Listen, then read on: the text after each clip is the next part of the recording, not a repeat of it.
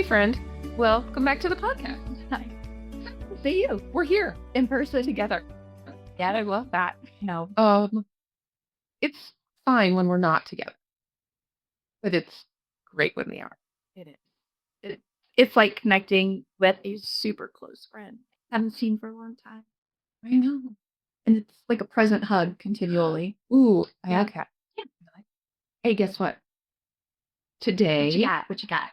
you're the inspiration for the deep water. Oh, Buckle up. yeah, I'm buckled. Okay, Just bring it on. bring it on. You ever heard of the Irish exit of an Irish exit?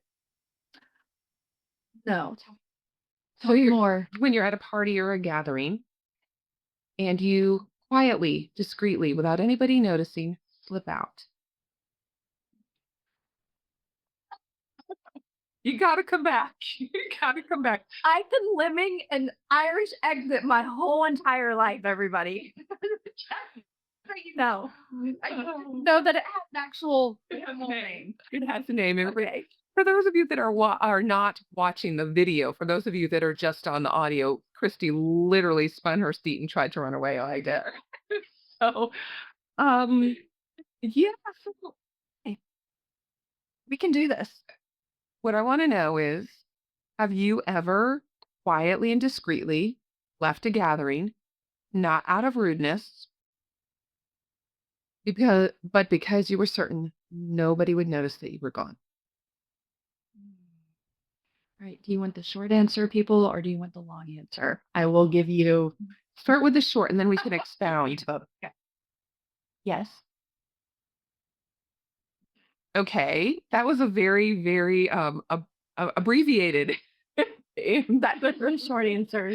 Um, is there a is there a part of you that had the thought that I don't matter enough that I would be missed? That is, wow, vulnerability at its finest right here. I'm right here with you. Thank you. And hold my hand. I have battled this my entire life of feeling like I wouldn't be missed. Oh wow. And I can't even count the number of times I had snuck out of somebody's side door, of a party or a garage door, just thinking, okay, I've had enough. I feel like I've made my presence known, and Okay. I have always wondered why I'm not. I don't know. What's your thought in putting this together?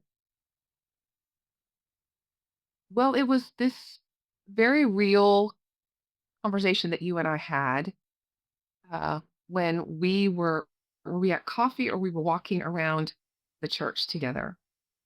But regardless of location, Mhm.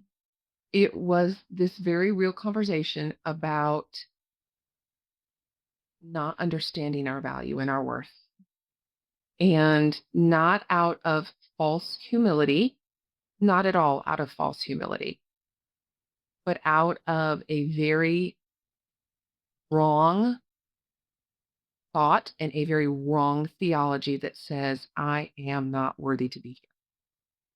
Yes. Trying to decipher this after you and I discussed it because it has been simmering with me. And here I am, 55 years old, still battling with childhood rejection. Mm. And it's, I guess the whole part and parcel of this is you get so used to something when you're younger Yes. that you feel like it's just becomes who you are. Oh, it's a narrative that starts to lead you rather than discuss or talk about you. And it keeps you unhealed. Yes. So I guess where we're leading today is what's the reason behind it? What does God say about it? And what can we do about it? What, Christy, does it mean to be seen by a God who counts every hair on your head, even when we feel like the background noise in the room? What does it mean? Well, it means that we are seen and known. Mm. That we have an omnipotent and not omniscient God who says, "I promise to always be with you. I will never leave you. I will never forsake you.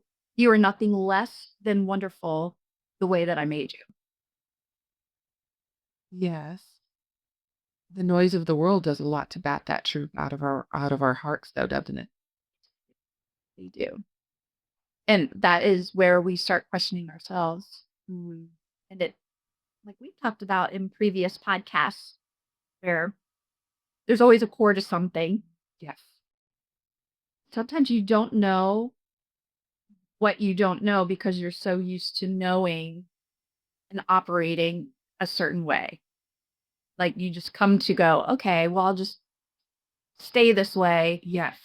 And then somebody brings it to light because they say, I remember when, or, God says. And that's when you go, oh my gosh, this is a place that I can get healed. Right, because the lie is going to remain the lie until it is brought into the light. Hmm. Do you have a moment or moments, but one is sufficient here. Do you have a moment where that lie started for you? Because I know where mine started. Oh my goodness. Yes. You want to talk about it or no? You want to just say it happened and there we are? Well, it happened. It was with um, two other sixth graders. And Middle school. yeah, sixth grader. And it was bullying. And I honestly think it began because I was the third man. Mm, odd man out. Yeah. The spare. Despair. Yeah. The Mm, third wheel. Not intentionally. It just, and then I became the one that was slightly emotionally bullied. okay. And even being young and even being that immature mindset at sixth grade about feelings and emotions where you're just now starting to realize you have them. Yes. And yes, and it trickled. And then 3 years later, I found Jesus. So I'm not doing too bad. But, you know, 3 years. That's not too bad. No. Rather better than a lifetime. But those threads, those lies can stick with us. And Mhm. even if we've worked through the lie, even if we feel entirely that we understand God's truth, there can still be situations that remind us of that lie, And they feel like pinpricks. Go ahead. and they feel just as real. And you have to Yes. keep giving it back to God. And I think that's one of the falsehoods in society where we say, well, just give it to God Mhm. and you'll be healed and you'll be good. And you may be. You may have this profound one and done healing and your life goes forward and you'll never ever revisit that brokenness. My experience says Yeah. different. My experience says brokenness can seep in cracks you didn't know were there. And it's another opportunity. It's that proverbial peeling the onion skin Mhm. Mhm. where you thought, gosh, I thought I put this to bed a long time ago. Would you like to share a little more? Well, ninth grade, so not too much after that very impressionable sixth grade you were talking about. When I went to school, high school in ninth grade, I was 13. So I Okay. was a young high schooler. And I had a crush on a boy.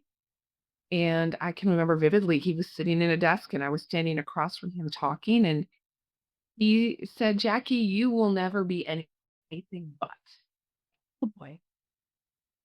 Oh boy, that boy. Oh boy, that boy. And that narrative has played itself out now to my 57-year-old self in Mm. untold seasons and occasions. And part of it is me not not necessarily doing the Irish exit that you and I talked about, Mhm. but declining the invitation altogether. And I think that's just another version of the Irish exit. Irish exit. Say that 10 times fast. No, thank you. Um, when not it's not just, "Okay, I'm gonna slink out and nobody will notice." Mhm. It's, "I'm not even valuable enough to come to the party." And isn't that so sad Really sad. that it starts with a person and it absolutely could change someone else's, like, scar somebody else's heart. Yes. What if And then it becomes a rhythm. and then it becomes a rhythm. That would be me. Gosh, how many how many pieces do you wish? It's what if the real fear isn't whether we are worthy to be invited or whether we're worthy to stay? What if the real fear is that we don't belong, period? Wow. Because really what that ends up being is for people's hearts and minds is just that, I don't belong, period. And that is a win for the devil himself because isolation from the love and perfection Mhm. of God himself Yes. is how he wins. It's sabotage. Entire. What we're doing, not even realizing it, is, like you mentioned, isolation, because Yeah. that's what it does. Yeah. It strips you of community. It pulls you away from feeling like you belong to a group. Yes. Um, yes, and sabotaging your own growth that way and not even really realizing you're doing it because you're not really just sticking it out and allowing yourself to have space where love can come. Love can come in, Yes. community can come in, belonging comes in. If What if I would have stayed at those parties? One in particular, but I won't go into what kind of party it was. But it actually doesn't even matter. It's just if I would have sat on the couch a little while longer and Yeah. conversed a little while longer, it could have changed the trajectory of my heart. Thinking, okay, Mhm. maybe I'm not so bad of a friend. Maybe I'm, because I've convinced myself, well, why would anybody want to Yes. be more than surface conversation? Why would they? But deep down, oh my gosh, I could think of 1,000 reasons why.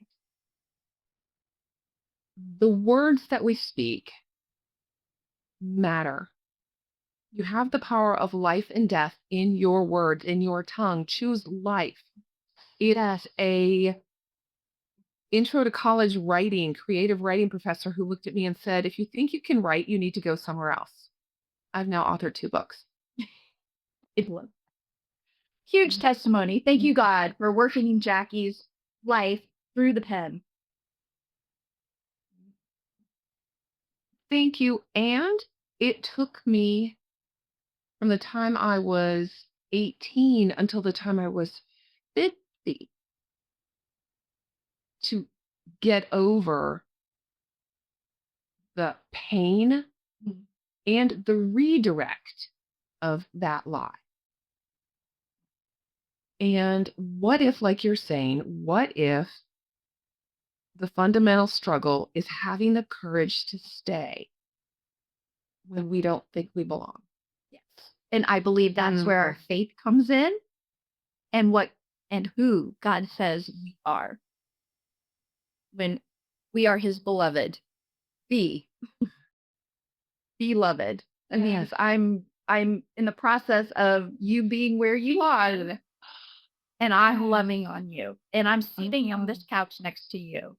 And no matter what insecurities or hormonal swings you're having that are making you feel ostracized, that you might even be doing yourself, and or the perceptions people had, or if you're an introvert and you're having an off day, or you just feel completely withdrawn. There was a study done in 2018, and it has to do with, of course, faith, but it also has to do with us in social psychology. It's called the liking gap. Ooh, what is this? The liking gap is where someone underestimates how much they're actually really liked.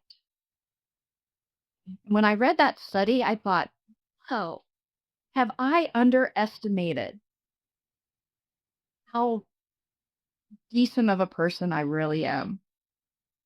And I sat with that going, "Oh my gosh, I've been living in this liking gap for so long." Heard. It's really cool.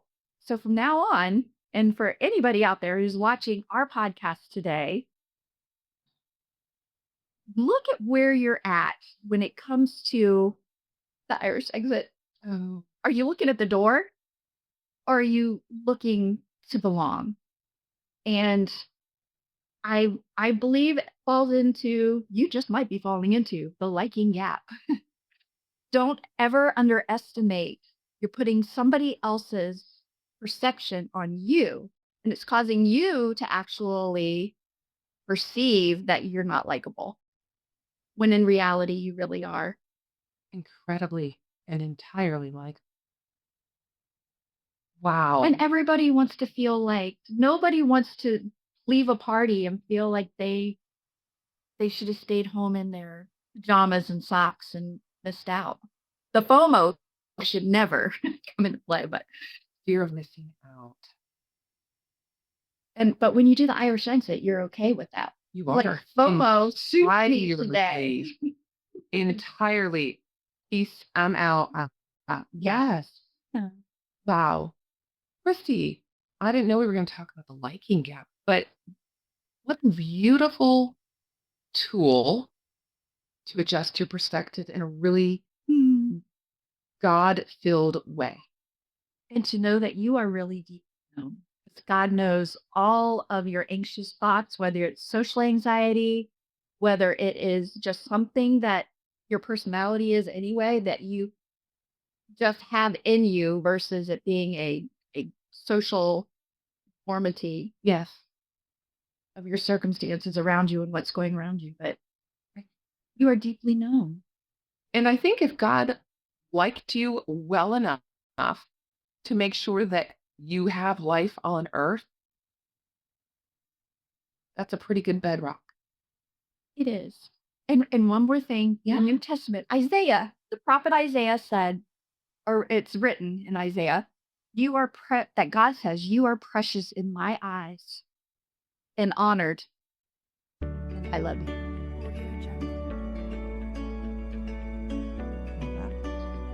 Pretty great mic drop. I